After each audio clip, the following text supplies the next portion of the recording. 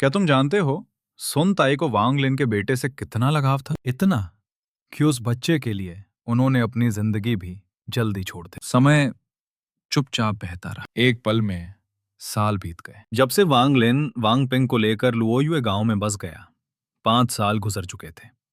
उस साल सर्दी कुछ अलग थी। सर्दी शुरू होने से पहले ही आसमान से भारी बर्फ गिरने लगी। पूरी धरती सफेद हो गई। इन 5 सालों में 3 लोग चले गए, 3 नए जीवन आए। मानो पुनर्जन्म का चक्र कभी रुका ही ना हो। सुन ताई अब बूढ़े हो चुके थे। उनका घर वांग लिन के घर के बिल्कुल पास था। हर दिन वो आंगन में बैठते, आसमान को देखते और अपनी पुरानी यादों के साथ जीते। वांग पिंग अब 10 साल का था, लेकिन उसकी काया 7-8 साल के बच्चे जैसी थी। कमजोर, दुबली। उस सुबह बर्फ गिर रही थी, ठंड हड्डियों तक उतर रही थी। सुन ताई शांत बैठा था और उसके पास बैठा वांग पिंग आसमान को देख रहा था।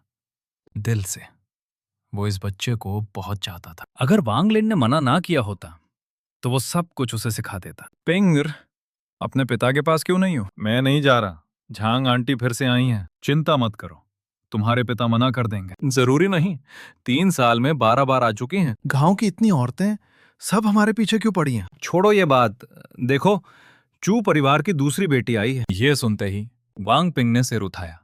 सफेद बर्फ के बीच एक छोटी लड़की उसकी ओर आ रही थी। अगले ही पल वो भाग गया, सीधे घर। सुन ताई हंस पड़ा। उधर घर के अंदर वांग लिन चुप खड़ा था। उसके सामने एक औरत लगातार बोल रही थी, भाई वांग, बच्चा बड़ा हो गया है, उसकी मां नहीं है, तुम्हें उसके बारे में सोचना चाहिए। वांग लिन बस चुप रहा। उसकी मुस्कान और कड़वी हो गई। तभी, पिता, मुझे भूख लगी है। वांग पिंग अंदर आया। वांग लिन ने कहा, बस यहीं खत्म। औरत चली गई।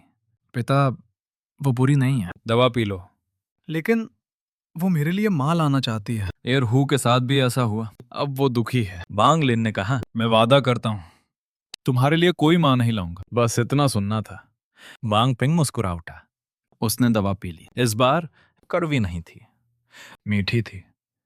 पिता, मैं आपके साथ हूं। आप अकेले नहीं होंगे। जब मैं बड़ा हो जाऊंगा मैं आपका ख्याल रखूंगा। दिन बीतते गए। शांत, धीरे। वांग लिन अब स्वर्गीय मार्ग नहीं खोजता था। वो बस एक पिता था। हर रात वो अपने बेटे के अंदर की नफरत को मिटाता रहा, बिना किसी शक्ति के, बिना किसी दिखावे के।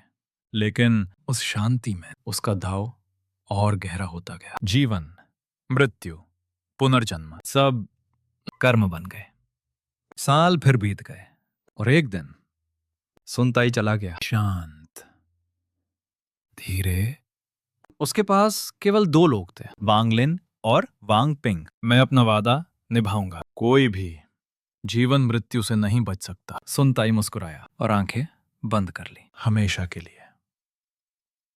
वांग पिंग रो पड़ा, लेकिन वांग लिन ने, उसने सब देख लिया था, सब समझ लिया था। ऐसी चीजें उसके दिल में नहीं रहती थी। बाद में एक कब्र बनी, पीछे पहाड़ पर 4 शब्द लिखे थे, सुन ताई की कब्र। If you love Donghua, you'll definitely want to visit donghua3d.com, your next favorite destination for epic stories.